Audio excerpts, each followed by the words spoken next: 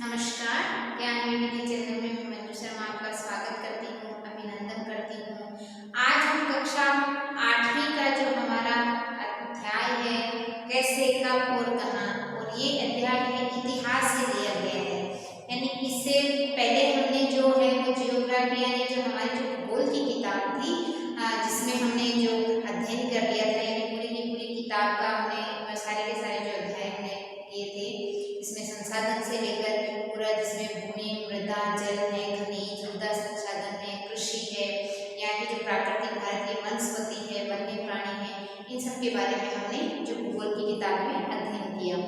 आज हम हमारा जो अतीत का भाग थर्ड है, जो तीसरा है, यानी आप छठी क्लास में अतीत भाग फर्स्ट पढ़ेंगे, 7th क्लास में आप अतीत भाग सेकंड पढ़ेंगे, और उसके बाद 8वीं कक्षा में आप हमारा अतीत भाग थर्ड है, उसका पहला है कैसे कब और कहाँ। इस किताब में हम जो पढ़ेंगे वो है हमारे अंग्रेज यहाँ पर आए, वहां से लेकर उन्होंने एक जो व्यापारी बनकर आए थे अंग्रेज यहाँ पर, तो अंग्रेज व्यापारी बनकर आए और किस तरह उन्होंने अपने साम्राज्य को खड़ा कर लिया।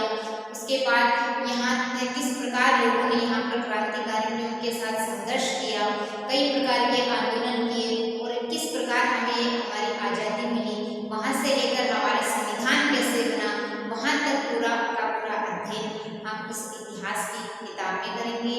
तो सबसे पहले हम इसके बारे में जानेंगे कब, कैसे और कहाँ, मान लो किस प्रकार ये अंग्रेज आए, तो इनके बारे में तो हमारा जो अध्याय 2 रहेगा। उससे पहले हम इसमें जो अंग्रेजों ने क्या किया है, किस प्रकार हमें ये जानकारी किन जो स्रोत हैं उनसे प्राप्त होती है, इनके बारे में आज हम देखेंगे। तो सबसे पहले तो औपनिवेशिक के बारे में जानते हैं कि औपनिवेशिक क्या होता है। यानी इस किताब में आप यही पढ़ेंगे कि किस प्रकार अंग्रेज हमारे यहाँ भारत में आए, किस प्रकार उन्होंने अपने जो है जो यहाँ के जो स्थानीय नवाब है, राजाओं का शासन स्थापित किया, किस प्रकार उन्होंने यहाँ के जो हमारे जो उद्योग धंधे हैं, कृषि के क्षेत्र हैं, उनको उन्होंने नष्ट कर दिया, या यहाँ आने के बाद उन्होंने जब हमें गुलाम बना लिया तो किस प्रकार हमारी जो परंपराएं हैं उनमें बदलाव आया, चाहे वो हमारी जो परंपराएं हो, जो हमारे जो रीति रिवाज हो, इनमें जो हमारी जो संस्कृति है इनमें किस प्रकार बदलाव आए, ये भी हमें देखने को मिलेंगे। तो उपनिवेश की सबसे पहले बात करते हैं हमारे उपनिवेश या उपनिवेशिक, एक ही शब्द है उपनिवेशिक। औपनिवेशिक या उपनिवेश ये क्या होता है, सबसे पहले इसके बारे में देखते हैं, फिर आगे हम इससे समझते रहेंगे। उपनिवेश यानी जब कोई दूसरा देश किसी देश पर यानी किसी दूसरे देश पर राजनीतिक, आर्थिक यानी धार्मिक है, राजनीतिक, आर्थिक सभी दृष्टि से क्या होता है, अधिकार कर लेता है। यानी सबसे ज्यादा ताकत किसमें मिलती, राजनीतिक क्षेत्र में और आर्थिक क्षेत्र में जब ये अधिकार कर लेता है तो वो देश उस देश का उपनिवेश कहलाता है। यानी इसकी हम परिभाषा देखें तो जब कोई देश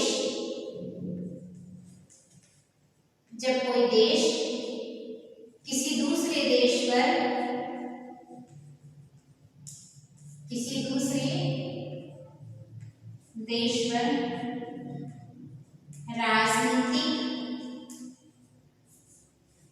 राजनीतिक,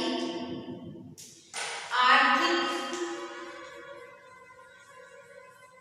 सामाजिक दृष्टि से अधिकार कर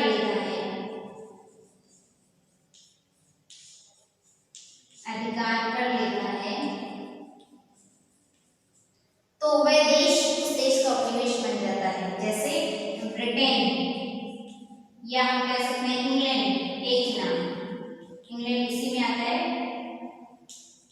ये क्या था, एक देश था, उसने क्या किया था, यहाँ पर सिर्फ भारत में आए थे, ये सिर्फ एक व्यापारी बनकर यहाँ भारत में आए थे, और भारत में आने के बाद उन्होंने क्या किया था, यहाँ के जो नवाबों की स्थिति देखी, यहाँ भारत की स्थिति देखी, तो एक तो उन्होंने आर्थिक स्थिति से बहुत मजबूत था, और दूसरी बात यहाँ के जो राजा महाराजा में एकता नहीं थी, तो इसी का फायदा उन्होंने उठाया और धीरे धीरे जो व्यापारी बनकर आए और हमारी पूरी आर्थिक जो हमारी धार्मिक है, राजनीतिक, आर्थिक, सांस्कृतिक पर ही जो है क्षेत्र में अधिकार कर दिया। तो वो किस प्रकार उपनिवेश बन गए, देखो ब्रिटेन यानी एक देश, ये देश है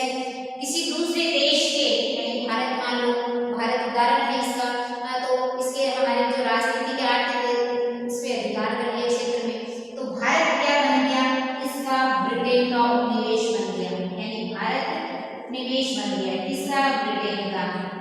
जब भारत ब्रिटेन ने इस पर पूरा अपना अधिकार कर लिया तो ये इसका निवेश बन गया। तो ये होता है निवेश।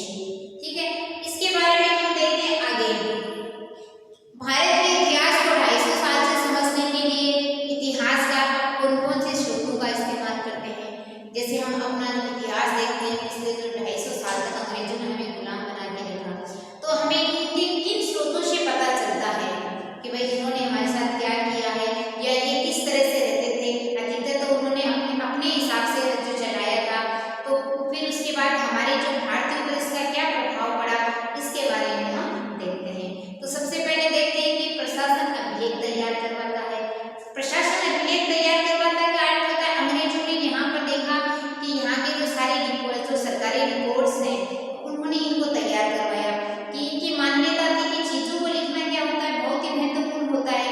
तो ये यहाँ पर जो सरकारी दफ्तर में क्या करते थे, सारी चीजें उन्होंने क्या योजनाएं बनाई, क्या नीति बनाई, उन सारी नीति और योजनाओं के बारे में वो क्या करते थे, रिपोर्ट्स रखते थे। यानी सारा का सारा उनके पास लिखित रिपोर्ट होता था और इन पर वो फिर क्या करते थे, चीजों के बारे में जो उन्होंने लिखा उन पर वाद विवाद भी कर सकते थे। और इसी समझदारी के चलते भारतीयों के लिए भी ये थोड़ी सी सरल हो गई कि ये लोग जो पढ़े लिखे थे तो ज्ञापन देने लगे, टिप्पणी भी करने लगे और प्रतिवेदन के आधार की जो संस्कृति है उनमें उनको ज्ञान प्राप्त हुआ। अंग्रेजों को साथ में ये भी लगता था कि जो दस्तावेज उन्होंने रख रहे हैं उनके लिए संभाल कर रखना बहुत ही जरूरी है, यानी उनको सुरक्षित रखना बहुत जरूरी है। इसके लिए उन्होंने क्या किया था, बहुत जो अभिलेख कक्ष है, यानी यहाँ पर जो उनको संरक्षित जो दस्तावेज जो संरक्षित रखे जाते हैं वो अभिलेखागार कक्ष होते हैं, वहां पर उन्होंने उनके लिए अभिलेख कक्ष भी बनवाए थे। तो इस बात का पता किससे चलता है, जब 1920 में क्या हुआ था, उन्होंने एक विरासती अभिलेखागार जो है वो स्थापित किया था। 1920 में राष्ट्रीय अभिलेखागार स्थापित कक्ष बनवाया था उन्होंने,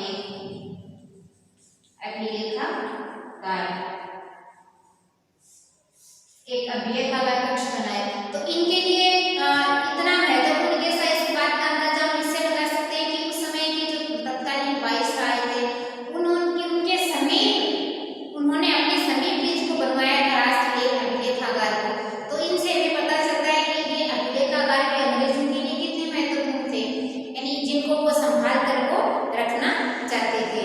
उसके बाद यदि हम देखें तो फिर उसके बाद सर्वेक्षण का महत्व कैसे बढ़ा, यानी जो सर्वेक्षण हुआ, जो उन्होंने सर्वेक्षण शुरू किया कि यहाँ की जो स्थिति के बारे में जाना, तो उनका विश्वास था किसी देश पर अच्छी तरह से शासन चलाने के लिए उसको सही ढंग से जानना जरूरी होता है। यानी यदि भारत पर यदि हमें अपना अधिकार जमाना है, यदि शासन चलाना है, तो भारत को यदि गुलाम बनाना है, तो उसको हमें उसकी स्थिति को पूरे अच्छे से जानना होगा। क्योंकि ये अंग्रेजों की नीति थी, क्योंकि बिना नीति के समझे उन्होंने जैसे सबसे पहले उन्होंने बंगाल पर अधिकार किया, तो बंगाल की स्थिति पहले उन्होंने जानी, क्योंकि बंगाल का जो सेनापति था बंगाल के नवाब में अनबन थी, तो उसी का फायदा उन्होंने उठाया था और जो छल कपट की नीति उन्होंने अपनाई। तो उन्होंने इस तरह से इसको ढंग से जानना जरूरी समझ लिया कि किस क्षेत्र में सबसे ज्यादा मजबूत है। आर्थिक क्षेत्र से भारत बहुत मजबूत था, तो सबसे पहले उन्होंने आर्थिक जो है क्षेत्र उसको यानी जो उद्योग धंधे उन्हीं को नष्ट कर दिया, यानी पूरी आर्थिक हमारी जो अर्थव्यवस्था है उसको ही बिगाड़ के रख दिया। उसके बाद राजनीतिक क्षेत्र में उन्होंने देखा कि यहाँ के जो राजा है, महाराजा है, नवाब है, वो आपस में क्या झगड़ते हैं उनके साथ, तो उसी का फायदा भी उन्होंने उठाया, उनके साथ कई सारी जो संधियां समझौते उन्होंने उनके साथ किए थे।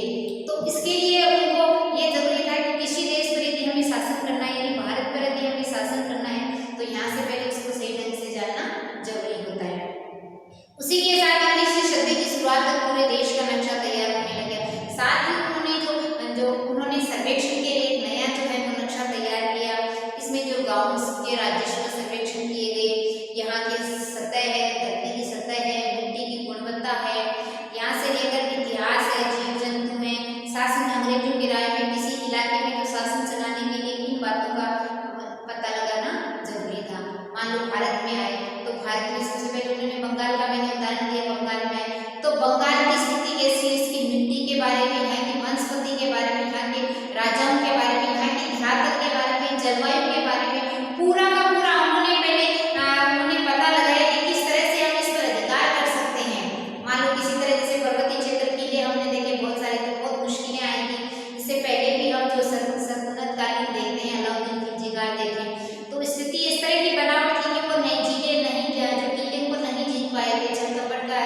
सहारा लिया।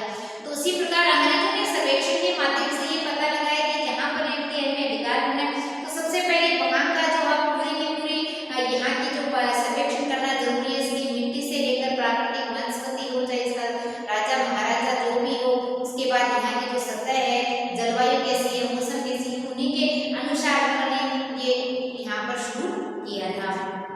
उसके बाद धीरे धीरे 19वीं सदी के बाद में उन्होंने जनगणना शुरू कर दी। हर गांव से लेकर प्रत्येक इलाके की जाति की जानकारियां इकट्ठी करने लग गए थे।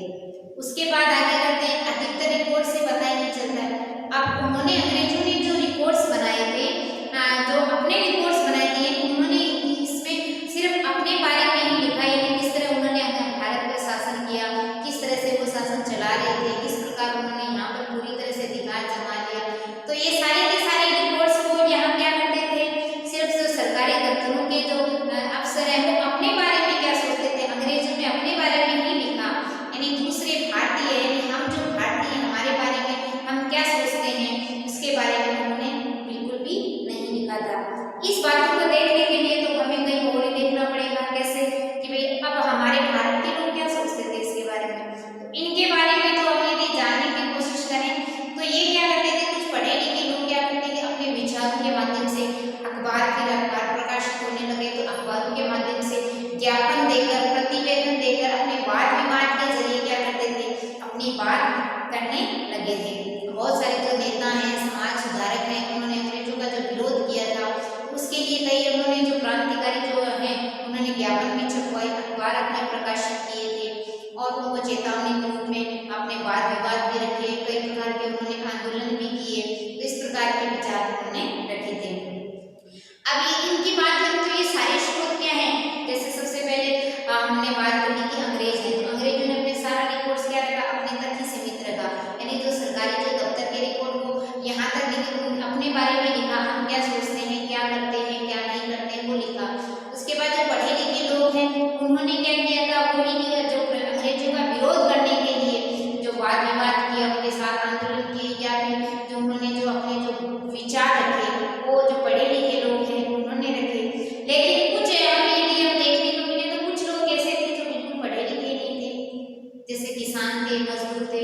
तो उनके बारे में वो क्या सोचते हैं, वो किसी ने नहीं लिखा कि भाई उनके बारे में भी वो क्या सोचते होंगे, या उनकी स्थिति कैसी रही होगी, या उनके गरीबी में उनके अनुभव, किस अनुभव से वो गुजर रहे हैं। जिसे पढ़े लिखे लोग तो अपने अनुभव रख दिए, अंग्रेजों ने अपने अनुभव रख दिए। तो ये इस प्रकार के अनुभव से गुजर रहे थे। तो इस प्रकार के जो अनुभव है, इसमें पूरे के पूरे हम अनुभव इसी किताब में हम ये पूरी तरह से जानेंगे। किसानों के बारे में, जब किसान के बारे में भी जब किसान आंदोलन यहाँ हम पढ़ेंगे तो पूरा का पूरा वर्णन इसमें हम पढ़ेंगे कि किस तरह ये है, वो इंसान जो है वो किस स्थिति से गुजर रहे थे, इनके बारे में हम वो पूरा का पूरा वर्णन हम कल पढ़ेंगे। आज का तो हमारा इतना ही था कि किस तरह से जो है उपनिवेश बनाया भारत को अंग्रेजों ने, उसके बाद किस तरह वो सर्वेक्षण तैयार करते थे और किस तरह से उन्होंने सर्वेक्षण किया कि पूरे भारत पर हम अधिकार कर सकें। पूरे सर्वेक्षण में हर चीज़ का पता लगाया कि यदि हमें शासन चलाना है तो पूरे के पूरे भारत को जानना जरूरी है। उसके बाद यहाँ के जो विद्वान लोगों ने अपने विचार रखे, किस प्रकार के जो आंदोलन हुए, इसके बारे में हम पूरे के पूरे आगे जो अध्याय पढ़ते रहेंगे उसमें हम अध्ययन करेंगे। तो कल जो हमारा रहेगा वो व्यापार से जो कंपनी साम्राज्य तक कैसे पहुँचती है, वहाँ से लेकर हमारा पूरा संविधान तक का वर्णन कल करेंगे। आज के लिए बस इतना ही। इसको भी एक बार आप थोड़ा सा समझना कि उपनिवेश कई बार आता है, इसमें उपनिवेश क्या होता है। उदाहरण के रूप में हम भारत का देख सकते हैं कि भारत में एक क्या रहा है, ब्रिटेन का, इंग्लैंड का उपनिवेश रहा है, क्योंकि इंग्लैंड ने बहुत सारे देशों को उपनिवेश बना रखा था, जिसमें हमारा देश एक भारत भी है। इसको 200 वर्षों तक उन्होंने अपने जो है वो उपनिवेश बनाए रखा था।